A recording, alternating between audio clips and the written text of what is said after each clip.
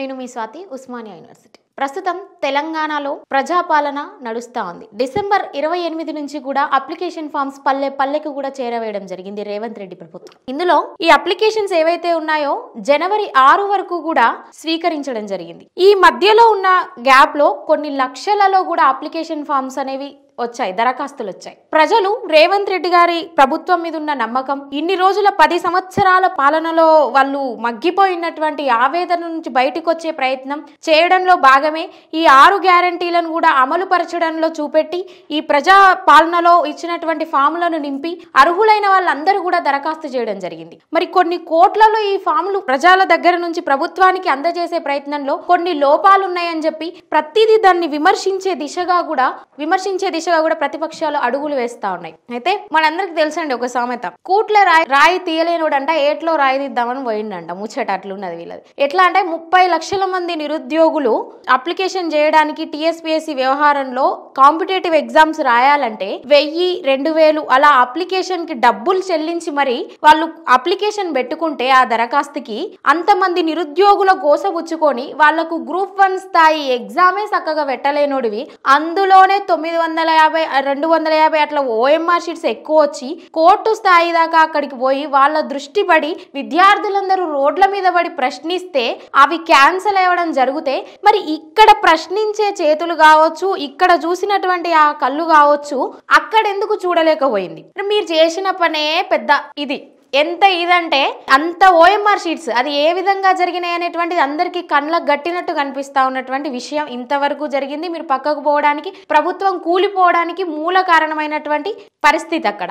ఇక్కడ ప్రజా పాలన దిశగా అడుగులు వేస్తున్న ప్రభుత్వంపై విమర్శనే ధీటుగా తీసుకొని పోవడమే కాకుండా ఒక కథను అల్లడం జరిగింది. ఏదైతే ఉందో కోట్లలో ఉన్న అప్లికేషన్ ఫామ్స్ కనీసం ప్రభుత్వానికి చేరవేయడంలో కూడా అధికారులు విఫలమవుతున్నారు, ప్రభుత్వం విఫలమవుతుంది. ఇది పెద్ద వైఫల్యం. ఆ మీ సేవల దగ్గర కావచ్చు, ఆధార్ సెంటర్ల దగ్గర కావచ్చు, పెద్ద లైన్లు నిలబడతా ఉన్నారు, చెప్పులు పెట్టి లైన్ లో ఉంటున్నారు, వాళ్ళకు తిండి తిప్పలేవు, 3 గంటల నుంచి ఉంటున్నారా అనేసి వచ్చి ఇంత పెద్దగా విమర్శలు చేసి దాన్ని అంతా దృష్టి పెట్టి చూడడం అనేది ఒక ఎత్తు అయితే వీళ్ళది.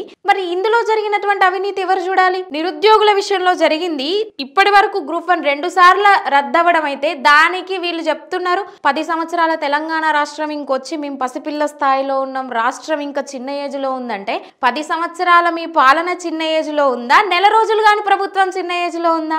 ఇదంతా ప్రజలు గుర్తించాలి.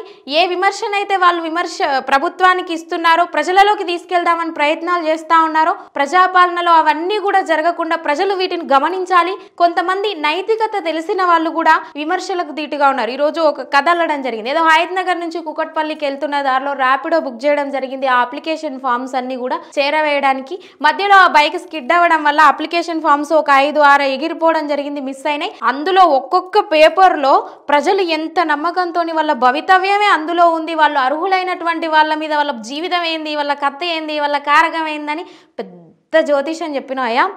ఈ అప్లికేషన్ ఫామ్స్ ఏదైతే నింపడం భర్తీ చేయడం ఉందో ఇది ఒక పార్ట్ మాత్రమే ఇప్పుడున్న ప్రజాపాలనలో. దానికి ఎంక్వైరీ కావచ్చు. ఈ రోజు పరిస్థితి చూసుకుంటే ప్రభుత్వం ఒక వెబ్సైట్ ఇచ్చింది, వాళ్ళు పెట్టినటువంటి అప్లికేషన్ స్టేటస్ ని పరిశీలించుకోవచ్చు. ఏమైనా అభ్యంతరాలు ఉంటే వాళ్ళ అప్లికేషన్ మిస్ అయినా కూడా అందులో మళ్ళీ వాళ్ళు దరఖాస్తు చేసుకోవచ్చు అనేసి ఆ వెబ్సైట్ కూడా ప్రజాపాలన.తెలంగాణ.gov.in అని ఉంది.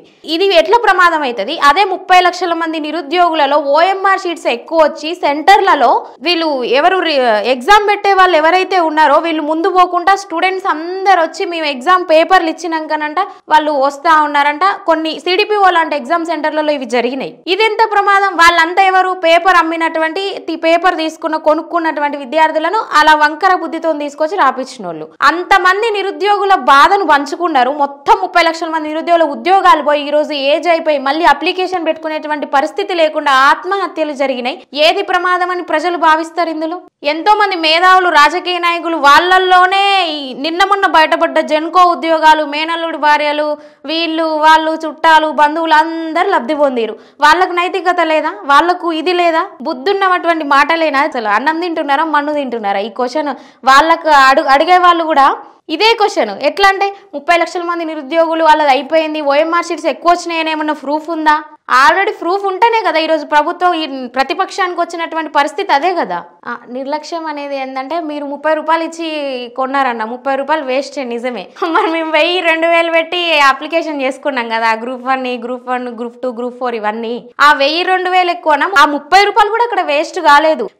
నువ్వు ఇక 22 ల్యాండ్ క్రూజర్స్ కొనుక్కున్నావు, ఒక్కొక్క దానికి 3 కోట్లు అంట, ఇంకెక్కువనే అంట. మరి ఏది ప్రజాధనం దుర్వినియోగం ఎక్కడ జరిగింది అక్కడ?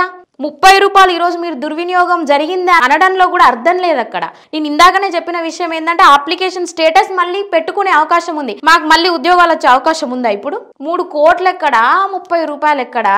మీరు చేసిన రోడ్ల పరిస్థితి ఏంది, వాళ్ళకి ఇచ్చిన కాంట్రాక్టర్లు ఏంది, మీ ఎమ్మెల్యేలు కబ్జా చేసిన భూములు ఏంది? ఆ మల్లారెడ్డి బాధితులు అయితే ఆ సెక్రటేరియట్ దగ్గర, ఆ ప్రగతి భవన్ దగ్గర లైన్లు వాడుతున్నారు, మేము బాధితులం, భూములను కబ్జాలు చేసిర్రని. ఏమైనా బుద్ధున్న ముచ్చట్లైనా వాళ్ళకి అడుగుదానికి, చెప్పడానికి, విమర్శ చేయడం? ప్రతిపక్షంలో ఉన్నోళ్ళు కొంచెం బాధ్యతాయుతంగా ప్రశ్నించడం నేర్చుకోవాలి. మేము ప్రిపేర్ అయ్యి రాలేదని ఇంతకుముందు ఒకటి వీడియో వైరల్ అవుతుంది. ఏంది ఏదో ఒక మాట, మేము పీకనికి వచ్చిరా, ప్రిపేర్ అయ్యి రాకుండా అన్నారు. మరి ఇప్పుడు దేనికి ప్రిపేర్ కాకుండానే మీరు ప్రతిపక్ష స్థానంలో ఉండి అడిగే ప్రశ్నలేనా అవి? వాళ్ళు విమర్శించే స్థాయేనాది? అప్లికేషన్స్ అన్నీ కూడా రావడం జరిగింది. ఎవరైతే మీరు చేసినటువంటి మీ కబ్జాల మీద, మీరు చేసిన అన్యాయం మీద కూడా అప్లికేషన్స్ వచ్చినాయి ప్రగతి భవన్లో, ప్రజాపాలనలో. అవి కూడా ప్రజావాణి వాళ్ళ వాణి వినిపించారు. అక్కడ అక్రమాల పైన కూడా త్వరలో కఠిన చర్యలు తీసుకోవడం కూడా జరుగుతుంది. ఆ ప్రాసెస్ ఇప్పటి వరకు చూస్తూనే ఉన్నారు. వాటిని కప్పిపుచ్చుకోవడానికి మాత్రమే ఇలాంటి విమర్శలకు దిగుతూ ఉన్నారు.